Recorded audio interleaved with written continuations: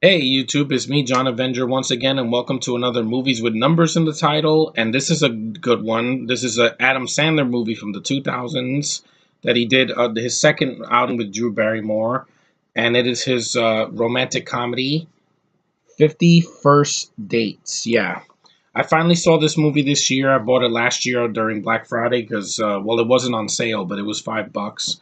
This and Big Daddy, which I'm not reviewing this month because it doesn't have a number in it.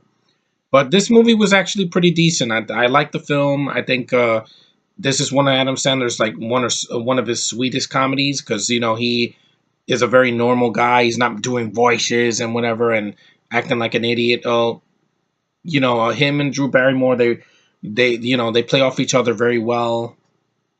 The story is that he's a guy that lives in Hawaii that he just likes he takes care of animals at a like an aquarium.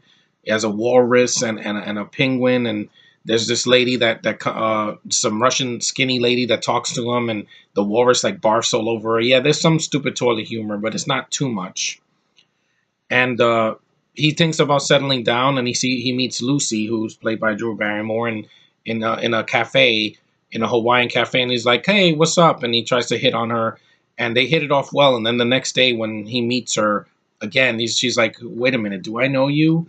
And he's like, "What are you talking about? We met yesterday." And then she's like, "No, get away from me," or whatever. Because what he doesn't know is that Lucy, in the beginning of the film, they explain that she was in an accident when she was a little girl with her father, where and her brother, that she got in a car accident with them and hit her head really hard, and it affected her memory. So the next day, she doesn't remember what happens. It's basically a short-term memory loss, like what they did with Finding Nemo and Finding Dory. Here, it can work, and sometimes it doesn't work. Like in the beginning, it works because I'm like, wait a minute, she doesn't remember him. But then every other scene, like every day they hang out, and he has to do a different thing with her every day. It's kind of like Groundhog Day, because the day is repeating for her, not for him, because she's living in the same day that she did when she was in that accident with her father.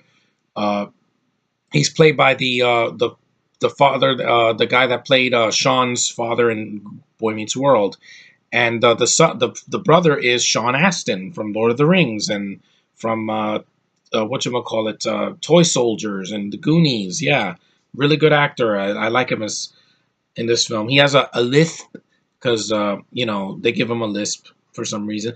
Also, Rob Schneider's here. He's fine. He's basically plays a Hawaiian with a blind eye, and he has a bunch of kids following him. It's not as bad as you think. He's there. He's serviceable. There's not too much of him. One character that did annoy me was that guy that every 10 seconds he has to introduce himself. That was a joke that worked once. It doesn't work 15 times. Like he has a memory glitch in his brain where he introduces himself, and like every 10 seconds or 11 seconds he has to say it again and again and again, and I'm like, that was repetitive. I didn't need that. That's not funny. The rest of the cast is fine. Dan Aykroyd is in the movie. I like him. You got Rob Schneider, like I said before, and it's directed by Peter Segal, so it's not Dennis Dugan, who did some of Sandler's worst films, like Jack and Jill. I rather watch this than Jack and Jill because this is actually funny. I like the chemistry between the two leads. The romantic gestures in the movie work. The location is nice and beautiful, and it works. It's not like, oh, they have to go to a trip to the Caribbean, or they have to go to Africa, or they have to like in Blended and in what was it, Grown Ups. No, you don't need to go to a location just because, or just go with it. Yeah, no, here it fits. It's part of the plot. It's not like he has to go to Hawaii just because he lives there with these other Hawaiians that are on the island. And it has a really nice message about holding on to your memories and never letting go. The past is in the past. Keep going forward and make every day count. That's what I got from this movie. And it's funny. It's an Adam Sandler movie from 2004 that was cute. Um, this works better than a lot of romantic comedies today because nowadays it's just very cliche. It's like guy and girl, they can't stand each other, then they like each other, then they break up, and then they make up at the end. It's been done to death. I know because I watch Hallmark movies with my parents and with my sister, and I watch Lifetime Channel movies a lot too. Sue me, I'm a guy, I have sensitivity. But yeah, sometimes seeing the same thing gets repetitive. At least here, it works a little bit different in the favor of the two leads. And I like the film. I'm glad it was a success. You know, it was Sandler in his prime when he was doing good things. It was after Jack and Jill it went downhill, and it's been downhill ever since. You know, Pixel sucked.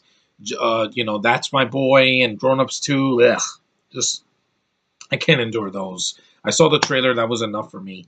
And the DVD has some features. This DVD said full screen, but it's not full screen. It's widescreen. I checked, and yeah, it was worth the $5. One day I will be reviewing Big Daddy, probably for Father's Day, because it's a really good movie for Father's Day. I'll probably review it. But if you haven't seen a Sandler film from like the 2000s, you want to see something that doesn't make you sick, I would recommend 51st Dates. It's funny, it's cute, it has some heart to it. That's what Sandler's films are missing now. Heart. Really genuine, heartfelt moments. That's what saved Guardians 2. Screw the haters that said, oh, the movie is too jokey, it's a mess, it's disjointed. No. No. What DC did last year was disjointed and a mess, especially with Suicide Squad. That had no heart. This movie has more heart because it's real human emotions, people feeling, falling in love is not as easy as you think, especially with someone that has a mental disorder, whether it's short term memory or, whatchamacallit, mental retardation, or I don't want to be offensive, or autism or something like that. It's sometimes it's hard, but if you adjust and you find compatibility, it'll work. And I know that. And, even ADD, which I have, because I had it when I was a kid, I get hyperactive, or my attention goes elsewhere. People didn't know about that about me. But yeah, I need something to grab my attention, and this movie did. And I was very surprised. It's not very long. It's only 99 minutes. Some comedies go way too long. They're like 2 hours. No. Make me laugh for 90 minutes, 95 minutes, and then end it. You don't need to extend yourself for 2 hours. It just feels like padding. And this movie barely has any padding. Like I said, the only annoying character is the guy that says, hey, I'm this guy, and then he says it again and again and again. I'm like, please just get out of the movie, please. I don't need repetition. I had that enough of that in all these Disney Channel shows and movies where they literally repeat the same joke 2, 3, 4 times. It's not funny the first time. It won't work a second time. But anyway, 51st Dates, it has numbers, two of them, 50 and the first. And I would recommend watching it. It's a fun watch. It's not as horrible as some people think it is. And it's not a critic proof movie, because the only Sandler films that ever got good criticisms were his dramas, which I do like. Reign Over Me I liked. I haven't seen Punch Drunk Love, but I've heard good things. And he's a good actor when he puts effort. When he doesn't, you get Jack and Jill, which is just ear raping and it's horrible.